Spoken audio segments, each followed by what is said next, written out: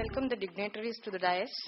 Today's chief guest is Dr. Deepak B. Pathak, Subbarao Nilekani Chair Professor, Department of Computer Science and Engineering, IIT Bombay. We have our Pro Vice Chancellor, Dr. Naresh Chandra, and Professor Kothari, Head of the Department of Physics and also the convener of this ICE lecture series. As usual, let us begin today's session with the university song.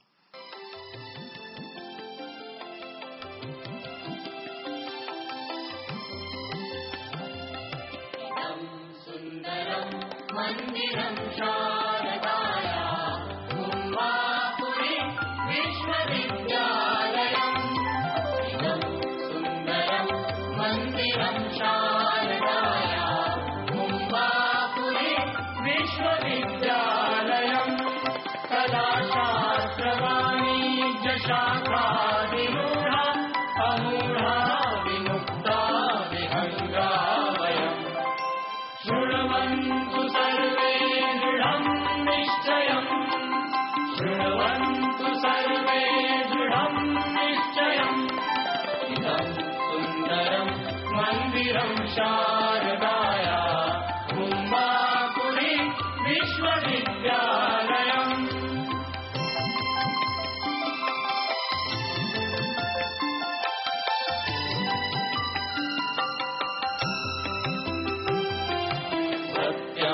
Vadamo dharmam charamo nayamo nra dukkha bharam layam satyam vadamo dharmam charamo nayamo nra dukkha bharam layam swakaye ratara sada jagrutana bhavekim bhavishyeti tasmat bhayam Shruvantu sarve dridham nishchayam Shruvantu sarve dridham nishchayam Idam sundaram mandiram sharadaya Kumbhapuri Vishwavidyalayam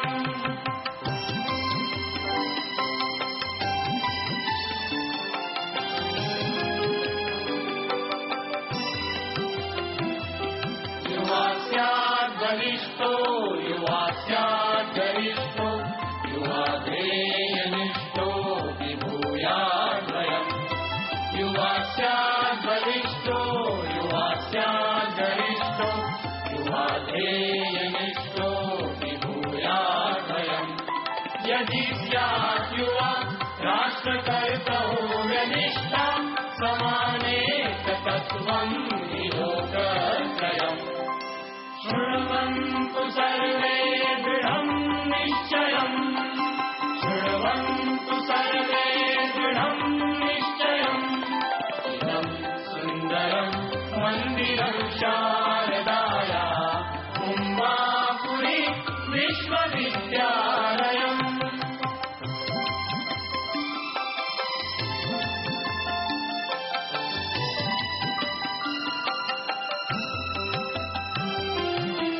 Vandamahe Bharatam Pujaniyam Swadeshat Param Nasti Devalayam Vandamahe Bharatam Pujaniyam Swadeshat Param Nasti Devalayam Atrayeva sarve pradisthapayamo Mamatvena satham samatvam nayam Shruvantu sarve dridham nishchayam Shruvantu sarve dridham nishchayam Idam sundaram mandiram sharadaya Kumbhapuri Vishwavidyalayam Kala shastravani jashakha virudha amudha vinukta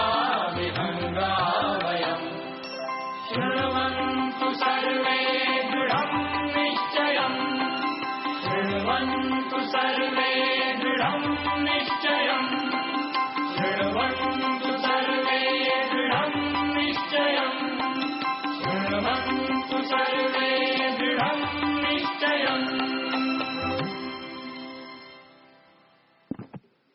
Welcome to one and all.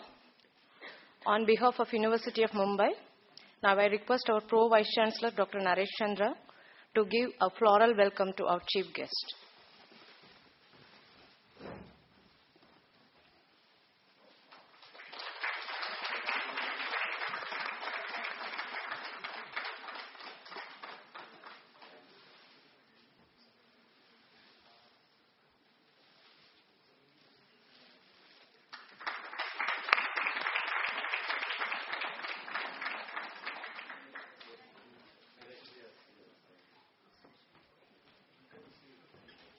So now Professor Kothari will be giving the introduction of today's chief guest, Dr. Phatak. Well, Padma Shri Professor Dr. Deepak Phatak, Honorable Pro Vice Chancellor Dr. Naresh Chandra, all the members of authorities, principals of colleges, heads of departments, faculty members, my dear students, and ladies and gentlemen. It's my pleasure and duty to introduce Professor Phatak. Although he said that introduce me is with one line that I'm a teacher, but I would not listen to him because the kind of experience that I've had with him, I'd like to share with you. First time when I met personally, actually I knew him since long, but I met him personally when University of Mumbai wanted to implement SCP program. I wanted to meet him. He always is busy. But he found time in the evening and I met him at his residence, not in his office. So that speaks of Professor Phatak.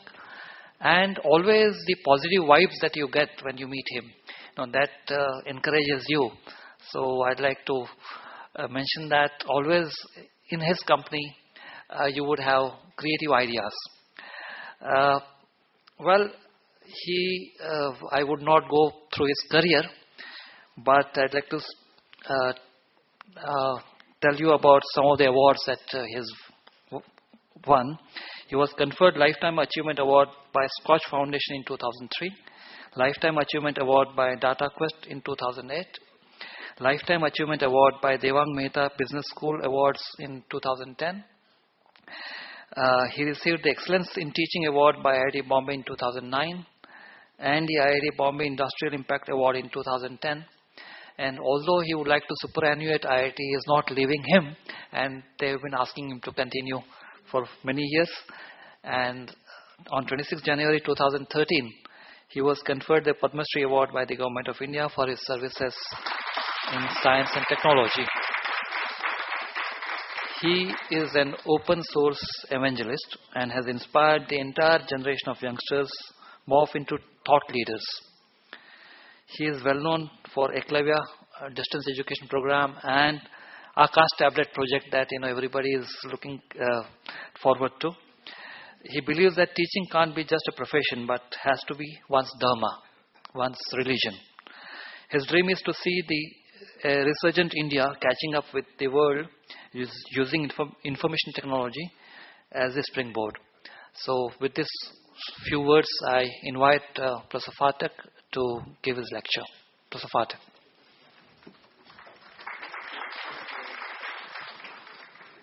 So good morning, everybody. I begin by thanking Professor Kothari and the university to give me this opportunity to share some of my thoughts with you. The topic I have chosen to speak on is thinking across boundaries, thinking beyond boundaries.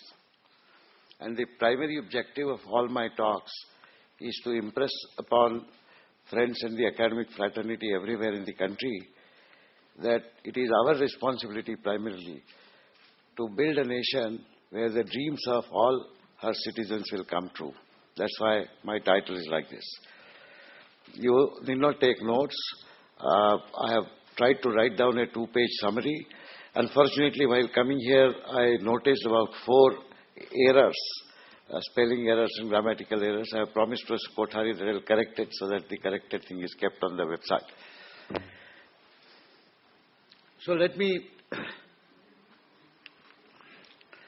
just briefly talk about the dreams of the youngsters.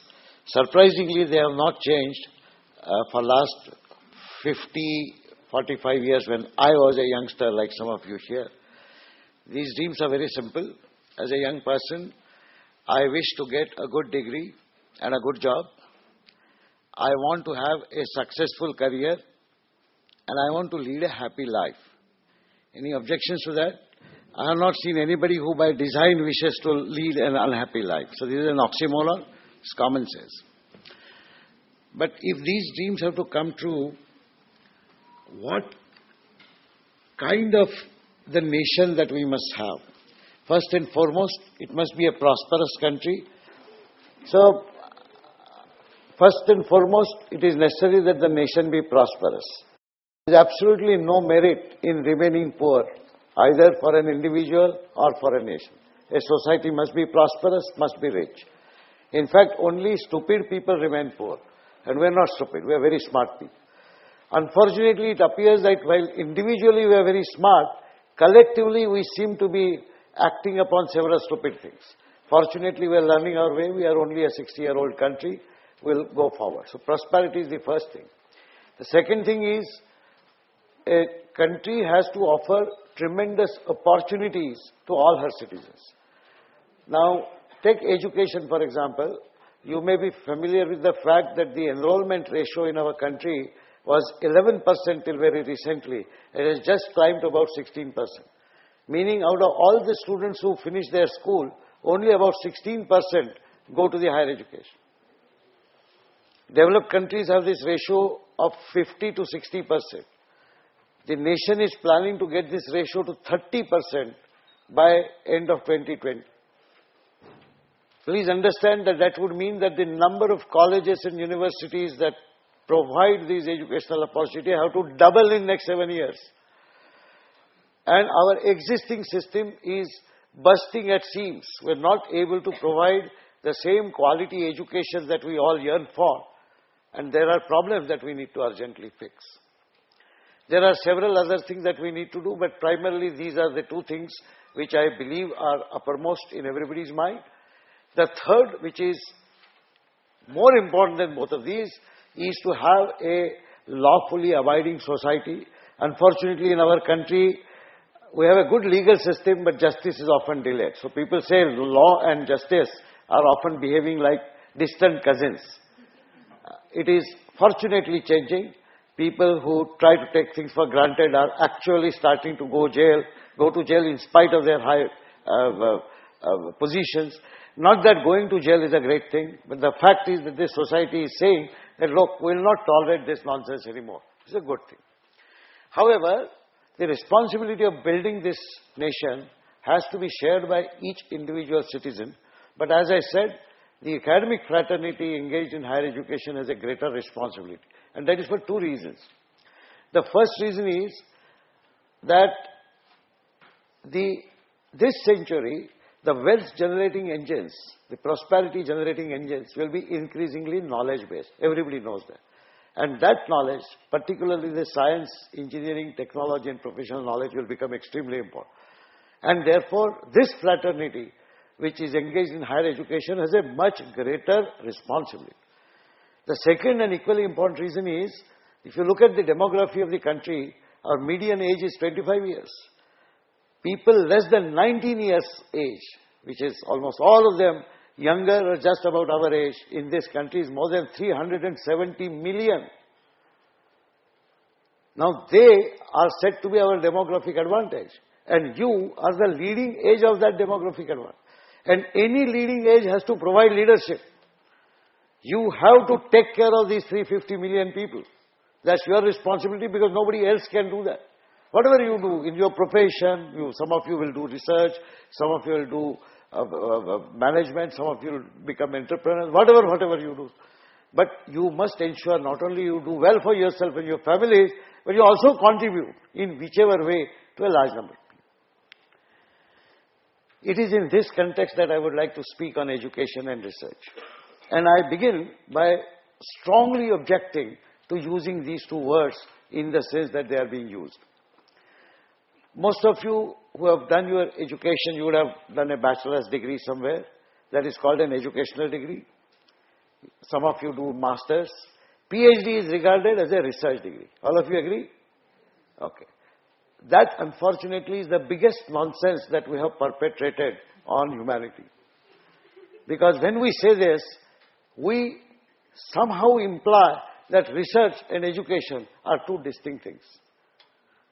I will tell you why I consider this to be a great nonsense. First and foremost, we divide human knowledge into fields, faculties. So you have what? Faculty of engineering, faculty of management, faculty of science, faculty of commerce, faculty of arts. These are some advantages. The growing body of knowledge, the knowledge is growing exponentially. So you cannot do justice to that growing body of knowledge unless you build communities which spend time more and more, focus time on that part of it. That's the advantage. What is the disadvantage? This boundary building prevents people from even imagining that there could be some useful knowledge in other disciplines. In fact, our educational curricula are designed such that we do not tell students of a particular branch anything that is important and relevant in other fields. So we somehow believe that the students who study arts and commerce must remain orthogonal to science. People who study science and engineering must never enjoy poems. No, this is nonsense. Okay, you cannot build such boundaries. So this boundary building has advantages and there are disadvantages. The biggest disadvantage is that in real life, the problems that you are all required to solve, unfortunately, span boundaries. To my engineering students in IIT, I always ask them this question: have you seen a real life problem which says, I am a civil engineering problem, or I am an electrical engineering problem, or I am a finance problem? The real world says, I am a problem, solve me. It doesn't care. Now, what is the right way to solve that problem is, I understand something in a specific field which I have studied. I must apply my mind to see how I can contribute to that portion of problem solving which belongs to my... But I must also immediately understand and appreciate other aspects of the problem which are not solvable by me. Either I should learn the requisite information from other fields, or I should go to my colleagues and friends who are specialists in those fields. That is why most of the real life problems today are solvable only by bringing people together spanning multiple disciplines.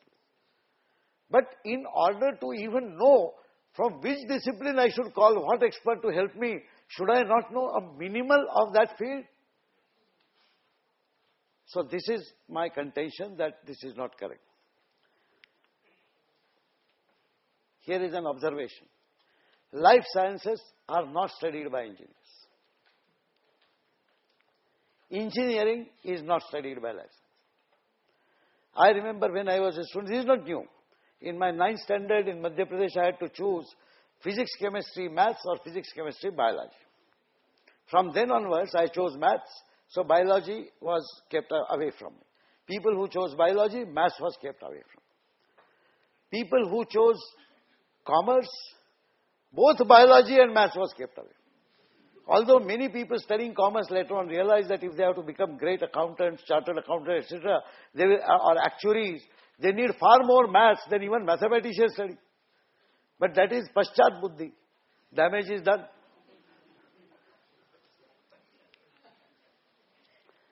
As an example, I often quote the systems which occur in nature and which, in my opinion, are represent the best engineered systems as an example.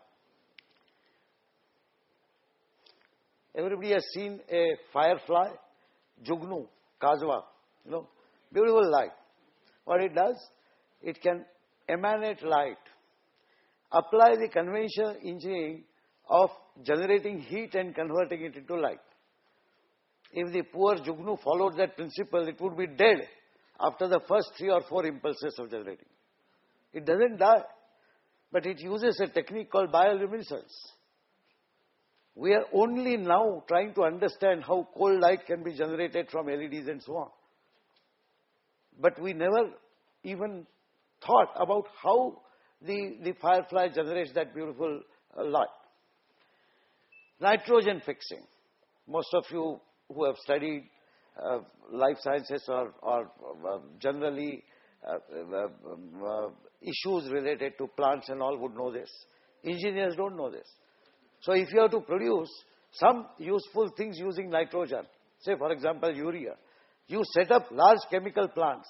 They all work at high temperatures and high pressures. Nature does it at normal temperatures and pressures. How? Perhaps the life scientists have some clue, but they have never seen it from an engineering angle. And engineers, of course, don't bother about it because it is not in the syllabus. Coconut tree. What is so beautiful about coconut tree? Nothing. It's a very tall tree. Some nariyal latka upstairs there. The point is, each of those coconuts has sweet water. Now imagine if you have to pump that much water to that height, what kind of mechanical pumps you would require. In your building you would have seen that. And I have not seen any coconut tree fitted with 4 mechanical pumps to pump on. Nothing. What is the phenomenon? Of course, people say capillary water is actually generated there. That is nonsense. Water is never generated. Water is passed. How does it go all the way up? Has any engineer looked at it from this point of view? Has any life scientist looked at it from an engineering point of view? This is the dichotomy. Human body is the ultimate engineering.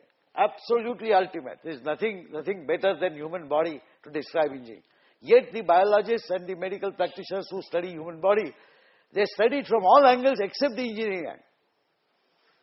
Actually, surgeons are actually the best engineers in the world. They need to do something with that human body in an engineering sense. So here are some examples. Look at the structure. Building stands. A human being stands. Human body stands. How does it stand? Look at the bone structure. In spite of giving me adequate rigidity to stand, it gives me enormous flexibility to do what I want.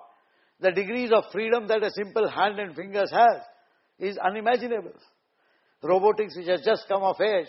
I mean, a robot looks like a machar in front of a human body. And that is the best engineering, except for the knee joint. I have put a question mark because my friend and a very senior academic, Professor Gupchup, who was the director of video28, once told me that God has goofed up in designing knee joints. So most people, at the old age particularly, have problems with knee and so on. And I was merrily telling people how nature has goofed up, knee joint is bad and so on. Just 2 years ago, I met him again in an AICT meeting and I said, Professor Gupchup, thanks for giving me that knowledge. I am spreading it across. He says, Pathak, you have heard only half the story.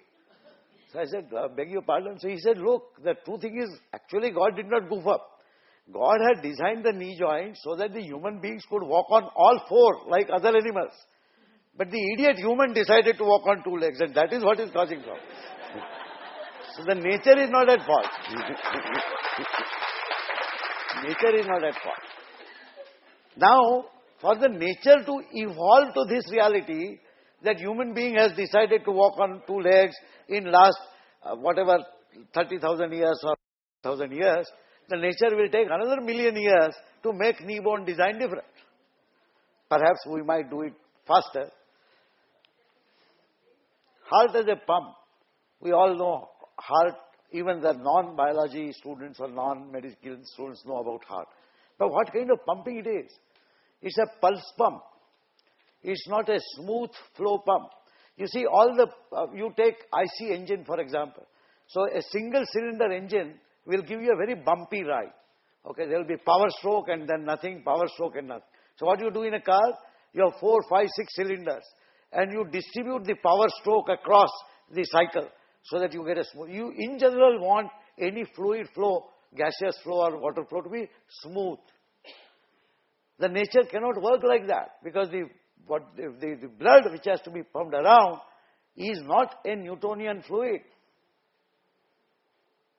And the heart works at exactly 2 simple pressure differential. 120 millimeters of mercury, 80 millimeters of mercury.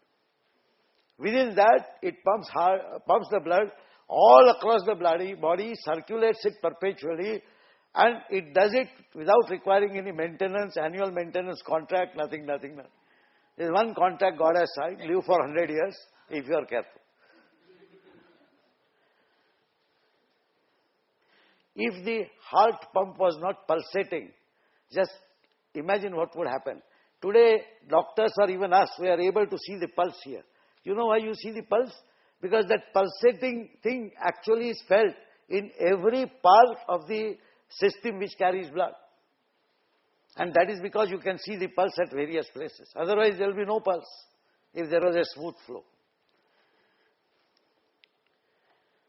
Non-Newtonian fluids are known, but they have been studied extensively only in the last 50 or 60 years by engineers and scientists. Nature has been dealing with them for a very, very long time. The non-Newtonian fluids do not have a linear relationship between strain rate and the displacement that happens. Flexible pipes are important because, you see, you take a bicycle pump.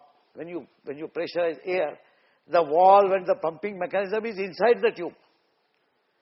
So the air can get polluted by any lubricant that you apply to that pump valve. You cannot afford to have such things with blood. So there cannot be anything inside. And therefore, the pumping has to be from outside. Or the pumping has to be by pulse. That is what the heart does. Look at intestine. The food passes through intestine. Semi-fluid things. Toothpaste. Okay, toothpaste doesn't flow. It's solid normally.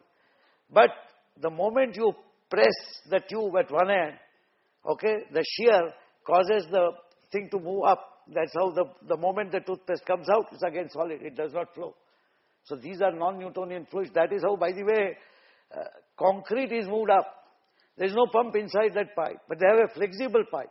And they press the pipe at one end, and the concrete moves up. Then they press it further, then they press it further. So there is an external rotary pump, which is actually called the peristaltic pump. But biologists do not look at it from an engineering point of view. Engineers have somehow discovered that this is useful, and they have started implementing. Intestine is very peculiar. There are no rotors, external rotor. The muscles forming the intestine flexible pipe itself is the pump. There are contractions and there are movements in the muscle which are exactly like this. Look at filtering. I don't know whether anybody has studied kidney as a filter. Please note that the kidney at one side has an 80 millimeter low end pressure. The other side is open to atmosphere. So it has to do all the filtering. It does 120 liters of filtering. First a diluent is formed. It again continues to circulate. It reduces to 12 liters. And from that 12 liters it reduces to 1.2 liters.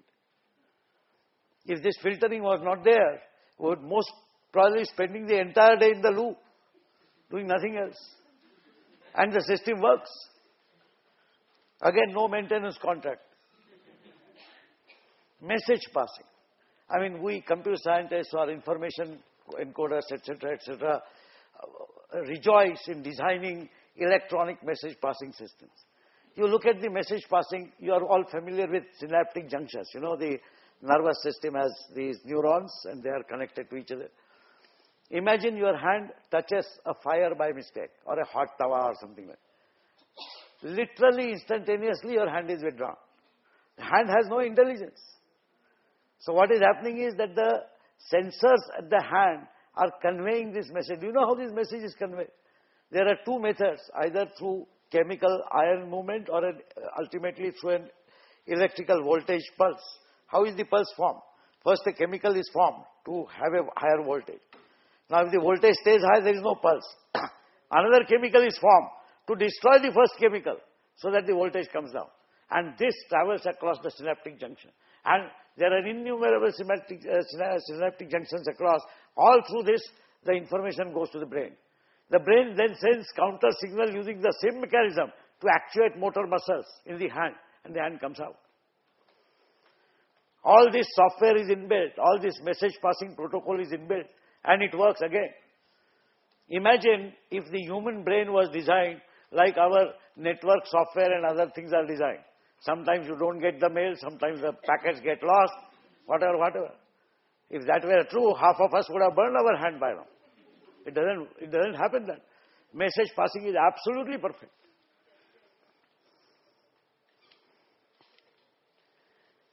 This is a picture from Wikipedia. In fact, Wikipedia is an enormous source of technical information today. I do not know how many of you actually go with every keyword that you come across, which you do not know much about. Just go to Wikipedia. It will give you a brilliant, beautiful, small example, explanations. And there is one thing that I would like to point out. Oops, sorry.